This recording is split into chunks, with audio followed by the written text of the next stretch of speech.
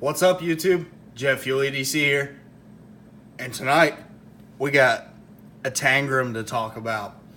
So this, my friends, is the Tangram Vector. So this is another one of Kaiser's budget brands. So you got Kaiser, Vanguard, then Tangram.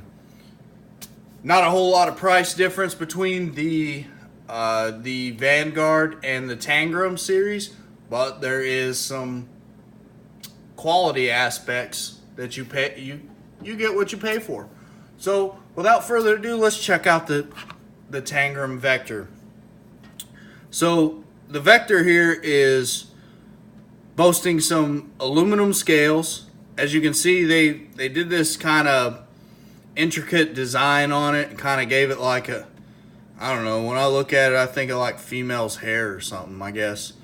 That's just my thinking. It was meant to give it some texture. It kind of fails in my eyes. It kind of fails. This knife's pretty slick. It is, you know, like I was saying, it's aluminum.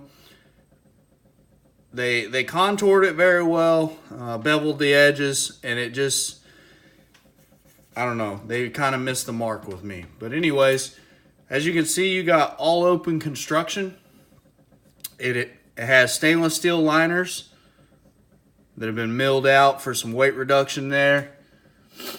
It is right hand, tip up carry only. As you can see, there's nothing here on the left side. You got a dedicated lanyard hole. It is a manual opener with the thumb studs.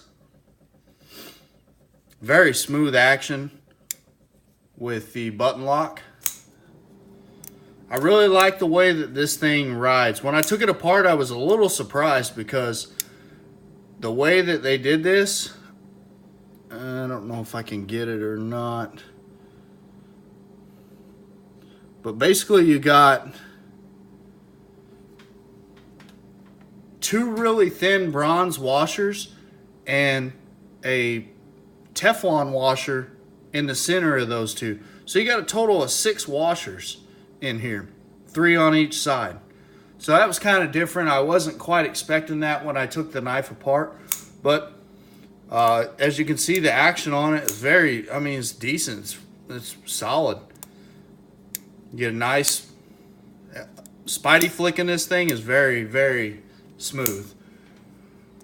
So like I was saying, it is a manual opener with the thumb studs. You got a drop point satin blade. Got some nice swedging here. It's a I don't know if you call that quite a saber grind, maybe a high flat. Yeah, it's a saber grind as you feel it. You got a slight recurve going here, which may cause some sharpening issues for some people, especially if you freehand. Maybe kind of tough. Even on a fixed system, sharpening a recurve can be difficult. You do have a dedicated sharpening choil there. Like I said, action on this thing, flawless. Very, very good. Excuse me. No blade play, no up and down, no side to side. No lock rock, nothing. It's off-centered just a touch. It's wanting to ride over here to the pocket clip side. Not terrible, not even close to touching, as you can see. But it is off just a touch. And that's where I found the action is the best. So I left it. It's not terrible by no means whatsoever. So you're looking at almost a 4-inch closed length. It's a little over 3 1/4, probably about 3.8, somewhere in there. Your blade itself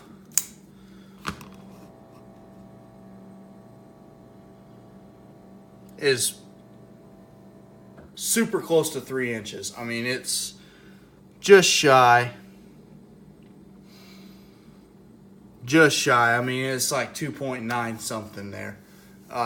The cutting edge of it is going to be just a little bit less, probably about 2.8, somewhere in there. It is very, very close to 3 inches in all aspects. So you got a great carry style blade there. As you're looking at it with it full open, you're looking at 1, 2, 3, 4, 5, 6. Right at 6 3/4. I mean 6 3/4 on the money. Holy smokes! I left my calipers inside. So we'll skip the blade thickness. The blade thickness, not that important anyways. You know what? Hang on just a second. I'll get my calipers.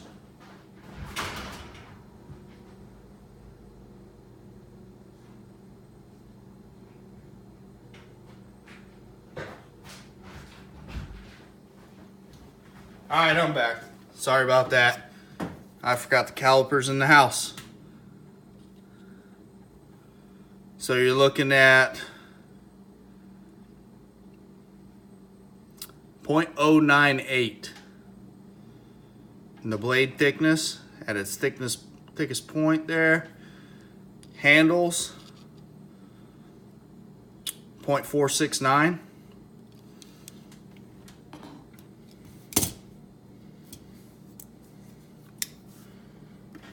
Overall weight, man, I can't believe I forgot my calipers. I didn't want to reshoot this. I don't edit. I gotta learn how to edit. I really do. So I apologize for that. You're looking at 3.32 ounces and 94 grams for our friends overseas. Yeah, I really gotta learn how to edit.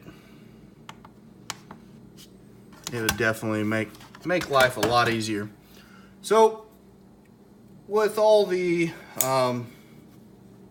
spec data out of the way, you got your length, you got your fit, your materials, you got your weight, your length, everything out of the way. Let's get into some dislikes and likes. So recently I changed things up a little bit. I felt like ending with dislikes, it's not a good way to end. So I decided we'll start with dislikes and then we'll go to likes. So my dislikes for this knife, it's too slick. If you're doing anything, if you get this knife wet, it is going to be very hard to keep grip of it. There's nothing here. Their attempt right here to texture this thing, they failed. They failed miserably. It does grip in good. There's no jimping. I mean, they missed the mark big time. The ergos on that thing, if you're doing any kind of, obviously it's a sub 3-inch knife. You're not going to do crazy hard work with it, but if you did attempt to do anything, you run the risk of slipping, cutting yourself, whatever, damaging the knife, damaging whatever, is around you. So they missed the mark definitely with the handles on this knife. The next thing, the pocket clip. For whatever reason, it's got this slight curve. I understand why it has this slight curve. It makes it look and it flows well with the knife. But when you put it in pocket, it just, that curve on there makes it ride funny. I kind of wish that they would have extended the scales out a little bit and it would have hit a little more of that blade, and then they could have rode this pocket clip down, or found a way to make a straight pocket clip. It just kind of rides funny in the pocket. I noticed that the first few days I was wearing it and carrying it. I noticed that, and it was one of those things that over the week, Drew, I was thinking I would get used to it, and I never quite did. So that's my next thing. Well, that with the dislikes out of the way, let's get into the likes. So I really like the recurve blade. Although sometimes it, like I was saying before, it is kind of tough to sharpen, but this thing slices well. It works well. Box cutter, you want to cut at lighter tasking, it cuts very well. The action on it, very smooth. That button lock, it's solid. The lockup is great. It really works well. This is my first button lock, and I really like it. It was kind of fun to take it apart and mess with it and figure out how to put it back together. It was, you know, it was neat. It was the first time I'd taken one apart, so it was a little. I dropped the spring, you know, and a few other things, and I actually got it back together, and it just didn't feel right. So, you know, I took it back apart and worked on it and tweaked a few things, and now it's very smooth. It rides great. I put some KPL on those phosphorus bronze washers, and I mean, you can see the action is great. The next thing I like about it is it's very budget friendly.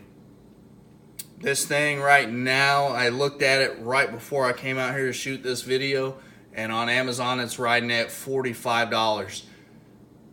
You catch them all the time. They're running sales. These things, I think I got this one for like 26 bucks or something like that. And they did a crazy sale for like Black Friday. It was like people were getting these knives for like 12, 13 bucks. That's a kill. I mean, that's killer. That's tough to beat. But if you're gonna pay $45 for a knife like this is my recommendation, my take. Take it however you want. If it were me, I would get a Modus. I would get a steel wheel cut jack. Go with one of the Civivis for $45. I would take one of those knives over to this knife any day. Any day. Minus like the Shard, the Statera. Those are two that have made my list and I really didn't care for. But you could put a Modus up there. You can get a Modus for 40 bucks all day long. You could get a cut jack for 40 bucks all day long. And go with a Praxis, go with a Backlash. There's knives out there that are better than this one, really. That's just my take. As always, I appreciate you guys watching. Don't forget to like, comment, and subscribe, and I'll talk to you later.